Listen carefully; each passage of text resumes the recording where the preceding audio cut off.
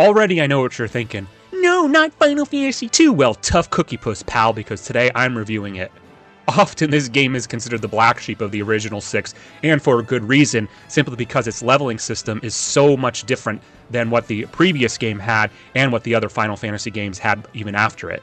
Traditionally, in role-playing games, leveling up is a simple task. Your party members defeat monsters, enemies, bosses, and the like, and they go up in levels and unlock new skills. Unfortunately here, it doesn't work that way exactly. What happens here instead is that the party member's overall level is only increased by the experience that they gain through repeated use of skills or weapons or magic.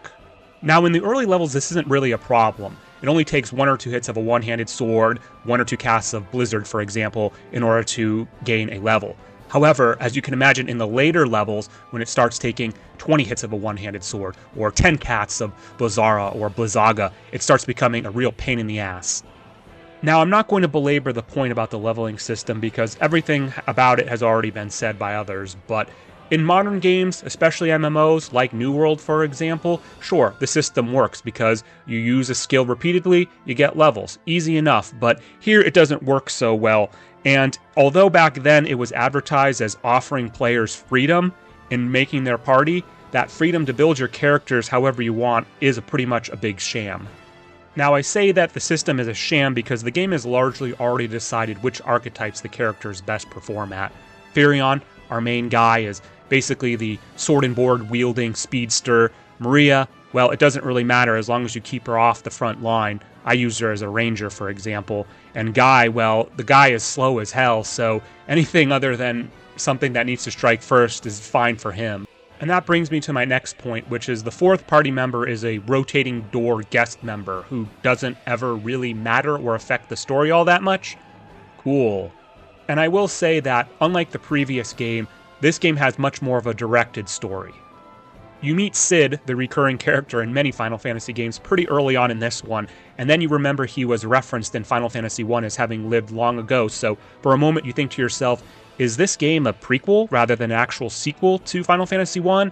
And unfortunately the answer is no, probably not. But that's not really a huge problem. The game continues on telling its story, which is, again, decent for the time that this was created.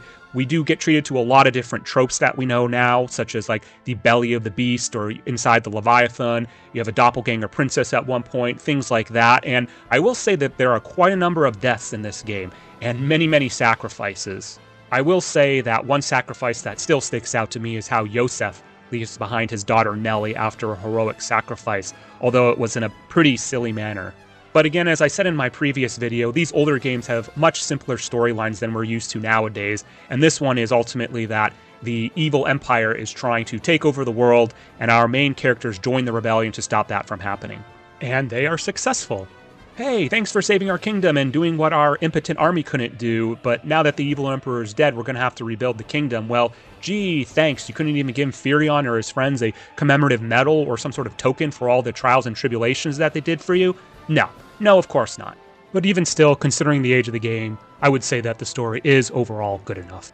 Compared to the first game, this one's slightly longer. It clocks in at about maybe 12 to 15 hours or slightly more depending on whether or not or how much of the Pixel Remaster's speed and experience boost that you may use, which I think actually helps alleviate the experience and some of the problems that this game has. I would really like to actually see a full-fledged remaster of this game because although I enjoyed Final Fantasy I more than this game in almost every aspect, I do believe that Final Fantasy II's story has a lot of cool plot points that would look better with better animation and a little bit of smoothing around the edges, so to speak, but that would never happen because Square Enix basically pretends that this game doesn't exist at all. And I do think that's a shame because although Final Fantasy II is by no means an amazing game, it's really not a bad one either, and ultimately was just sort of a failed experiment. So although this game was a little bit of a bump in the road in the Final Fantasy legacy, I do think it's worth checking out, provided you can stomach the leveling system, and ultimately this game is a B- for me. On the next one, we'll be introduced to our favorite vegetable hero. See you then.